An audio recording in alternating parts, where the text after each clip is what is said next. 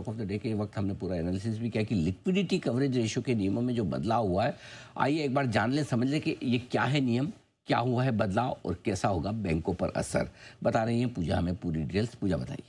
जी, RBI ने जो घोषणा की है लिक्विडिटी कवरेज रेशियो के नियमों में लेकर, उसमें 3 बड़े इंपॉर्टेंट घोषणा हुई है। पहला तो ये कि ड्राफ्ट में जब जुलाई 2024 को ड्राफ्ट आया था, उसमें 5% के अतिरिक्त रन ऑफ रेट को प्रपोज किया था, वो घटाकर केवल 2.5% ही लागू हुआ है।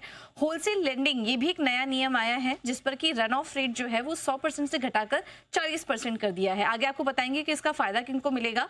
और अच्छी बात ये हुई है कि इस नियम को लागू करने के लिए जो टाइमलाइन इन्होंने तय किया है वो 1 अप्रैल 2026 है, यानी कि अभी 1 साल का समय है।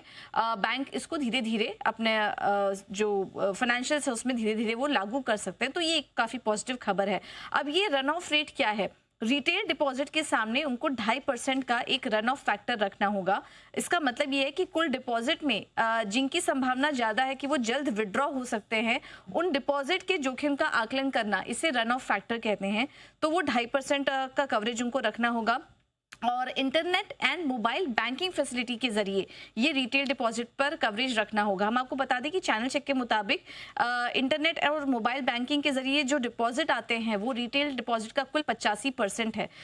इसके अलावा होलसेल लेंडिंग पर जो रन ऑफ रेट घटाया गया है उसका सबसे ज्यादा फायदा मिलने की बात की जा रही है कोटक महिंद्रा बैंक को। वैसे तो ये अनाउंसमेंट पूरे बैंकिंग सेक्टर के लिए पॉजिटिव है, लेकिन कोटक महिंद्रा बैंक के लिए ये पर्टिकुलर अनाउंसमेंट काफी पॉजिटिव है, क्योंकि कोटक बैंक हाल फिलहाल में होलसेल लेंडिंग पर फोकस भी कर रहा है और 5 से 25 करोड़ के डिपॉजिट पर कोटक बैंक ने फोकस बढ़ाया है। अपने पेयर से अगर कंपेयर करें तो 0.90% ज्यादा वो ब्याज भी दे रही है।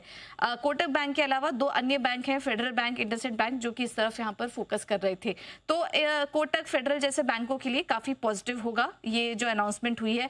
ब्रोकरेज की जो रिपोर्ट्स आई हैं वो भी काफी पॉजिटिव है इस पर। उनका कहना है कि सेक्टर के औसत एलसीआर में करीब 6 परसेंटेज पॉइंट्स का सुधार होगा। पुराने ड्राफ्ट के जो नियम आए थे उसमें बैंकों के मुनाफे में 2.5 लाख करोड़ का असर का अनुमान था, लेकिन नए नियम से इसका फर्क नहीं पड़ेगा। एलसीआर में सुधार होगा, 1 साल का समय भी दे दिया है, उससे इनके मार्जिन्स और क्रेडिट ग्रोथ में भी सुधार होगा। और इन तमाम जो अनाउंसमेंट हो रही है उनको देखकर अब ये भी लग रहा है कि बैंकों के लिए धीरे धीरे जो रेगुलेटरी नियम है वो आने वाले समय में और आसान हो सकते हैं। एक के बाद एक हम जब से नए गवर्नर आए हम देख रहे हैं कि बैंकों के लिए काफी पॉजिटिव घोषणाएं वो कर भी रहे हैं। ये भी एक काफी पॉजिटिव डेवलपमेंट था। आने वाले समय में इस तरह के नियमों में और आसान करने की बात भी की जा रही है।